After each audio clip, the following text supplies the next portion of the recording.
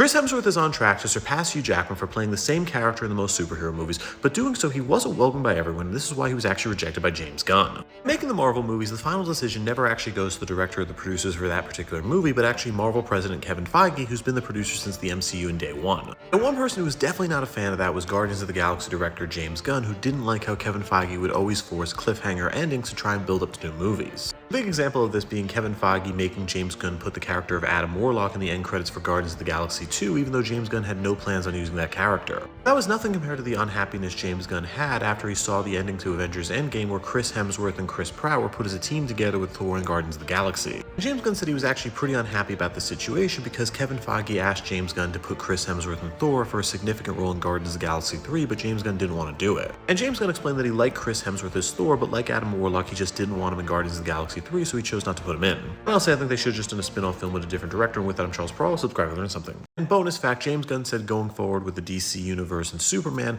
the end credit scenes are going to exist, but they're going to be more for fun or things like that versus trying to build bigger universes because they don't want to put pressure on directors.